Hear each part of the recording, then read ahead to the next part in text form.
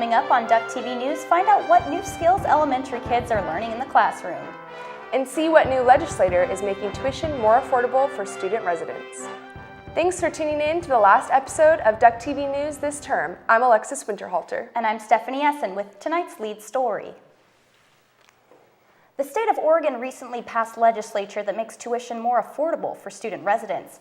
Oregon universities will receive funds from the state that will help reduce the rise in tuition for undergraduate students. The funds will affect the tuition for next spring and fall terms. Roger Thompson, the Chief Enrollment Management Officer for the University of Oregon, says that the changes may be small, but everything helps. It's going to be a small difference in tuition, and every little bit helps, I guess, for students. So that's important. But again, what we focus on is how can we help students graduate on time? Because that to me is the big difference. The university is also making efforts to reduce the total tuition cost by increasing class availability for students. Their goal is for students to graduate in a minimum of 4 years, which they suggest would lower the total cost as well. The new renovations at the Herb Memorial Union are leaving some students uncertain about the future of their jobs. Duck TV reporter Rick Lindfors has a story. University of Oregon students will be getting a new student union, but the future of student labor is uncertain. The EMU board has several options in providing food services, including using residence life or hiring a food service corporation. From my perspective, I kind of like the idea of keeping it on campus and keeping the revenue from food service on campus and keeping the management of food service on campus. Hiring a food service corporation is cause for concern among some staff. Buzz and Union Market Coordinator Shelley Pruitt believes keeping food service management on campus is the best option for student workers. Our student employees are students first, so we're allowed the great privilege to be able to work around the student schedule. EMU Director Lori Woodward believes students will be treated fairly by off-campus management if it's hired. That they understand exactly what finals week is, and they understand exactly how varied student schedules are, and they work with students. Director Woodward also hopes to hire more students to provide better food services at the new EMU. Thank you, Rick. Residence Life will make a proposal on December 4th to the EMU board on their ideas about student food services.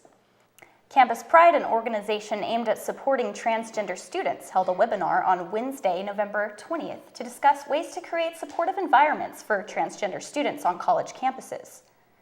According to Campus Pride, 1/3 of transgender students have considered leaving their institution because of the discrimination they've experienced on campus. The University of Oregon has been named one of the top 25 LGBT-friendly colleges in the organization. The webinar panel says the best way to show support is to recognize that every person is different and unique. You can find out more information on how to support transgender students at campuspride.org.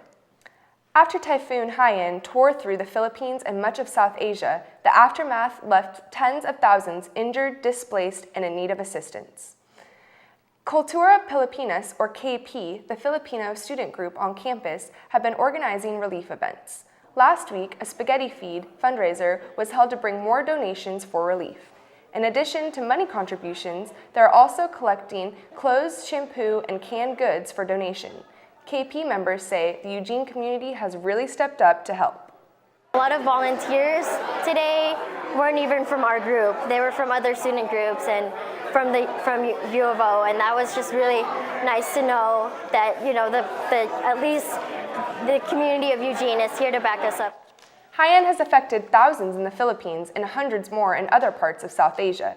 To get involved in the relief effort, you can issue a check to the Philippine American Association. The city of Eugene held an open house on November 18th to outline 3 new proposals for bicyclists and skateboarders. The first 2 proposals would allow bikes with motors into bicycling lanes and give skateboards access as well. The third proposal would also expand the no sidewalk riding zone for skateboarders. However, these new laws for skateboarders may affect their access of sidewalks. This may also negatively affect students on campus who solely use skateboards as their modes of transport.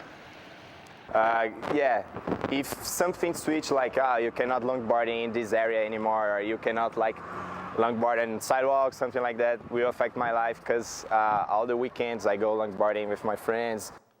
For more information on the University of Oregon's skateboard and bicycling policies, visit the City of Eugene's website.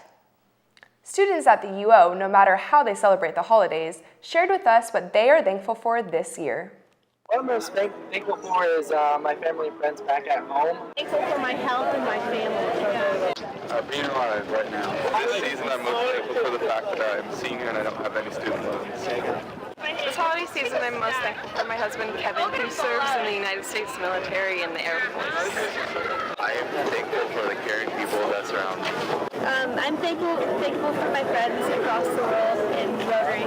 I'm thankful for amazing education and a roof over my head and food on my table. I'm really thankful for my puppies.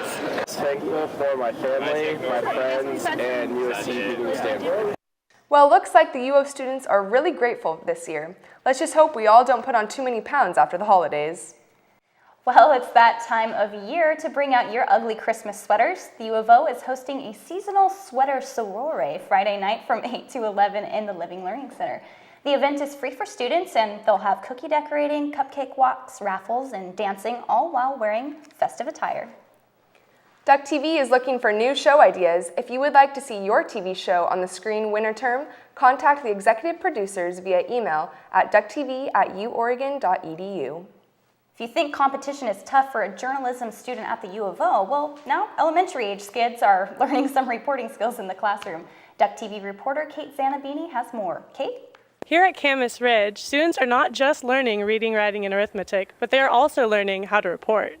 Chris Evans, a 5th grade teacher here at Camas Ridge, teaches a media arts class to his students. The student reporters create their own news segments that they broadcast on their YouTube channel called Something to Talk About. Evans has been running the program since 2006 and loves seeing what students take away from the class. The goal for me really is to get the kids to learn to do research and then present a report.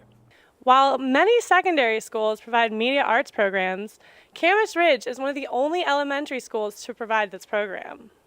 I asked students what they are learning in the classroom. Miles Courtney is a soccer player. Last year, he got the chance to interview Jake Gleason, a goalie for the Portland Timbers. I play defender, and Jake Gleason is a goalkeeper, so I asked him if it's harder to play goalkeeper than a defender because the goalkeeper has a lot of stress.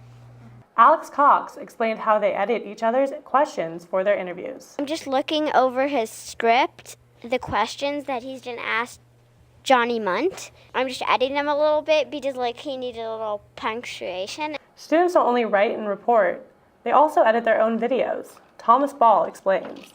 We use iMovie HD. You can actually see the clips itself, and you can zoom in, get it bigger so you can get it exactly where you need it. Hopefully we will see one of these young reporters on TV one day. For Duck TV News, I'm Kate Zanabini. Well, we better watch our backs. Those kids might be coming for our jobs. I know, I think they might be the future of Duck TV. Thanks for tuning in tonight. I'm Alexis Winterhalter. And I'm Stephanie Essen. Have a great night.